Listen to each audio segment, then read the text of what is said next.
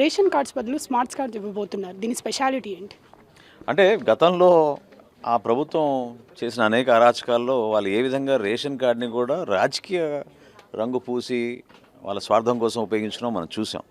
So ఆ మార్పు తీసుకురావడానికి కూటమి ప్రభుత్వం వచ్చిన తర్వాత గౌరవ ముఖ్యమంత్రి గారు, అదేవిధంగా గౌరవ ఉప ముఖ్యమంత్రి గారు ఇచ్చిన సూచనలతోటి ఈ కార్డ్ని కొత్తగా డిజైన్ చేసి ఏటీఎం కార్డ్ సైజులో కేవలం ప్రభుత్వ చిహ్నాలు, తర్వాత కుటుంబ సభ్యుడి యొక్క ఫోటో తప్ప ఇంకేం ఉండవు దీంట్లో. ఆ పేరు విషయంలో కానివ్వండి, వాళ్ళ అడ్రస్ చిరునామా విషయంలో కానివ్వండి, అదేవిధంగా కుటుంబ సభ్యుల విషయంలో కానివ్వండి, చాలా క్లారిటీగా అందరికీ చాలా స్పష్టంగా కనపడే విధంగా మంచి క్వాలిటీ కార్డు మేము తయారు చేయగలిగాం. ఇందులో సెక్యూరిటీ మెజర్ కూడా మేము క్యూఆర్ కోడ్ ఏర్పాటు చేసాం. క్యూఆర్ కోడ్ ద్వారా మీరు ఎక్కడున్నా సరే ఏ రేషన్ షాప్కి వెళ్ళినా సరుకులు తెచ్చుకోవచ్చు.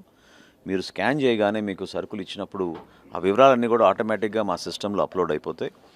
అప్లోడ్ అయిన డేటాని జిల్లాల వారీగా ఉన్న జాయింట్ కలెక్టర్లు ఎప్పటికప్పుడు పర్యవేక్షించుకొని సరైన రీతిలో ఇవి మనం అందించగలుగుతున్నామా లేదా అనే దానిపైన కొంచెం లోతుగా మాకు సమాచారం అందుతుంది. ఎందుకంటే భారతదేశంలో ఏ రాష్ట్రంలో కూడా జరగని కార్యక్రమం ఈరోజు మనం రైస్ ఇంటింటికి వెళ్ళి డోర్ డెలివరీ ఎవరైతే వృద్ధులు ఉన్నారో, ఎవరైతే దివ్యాంగులు ఉన్నారో వాళ్ళకి అందిస్తున్నాం.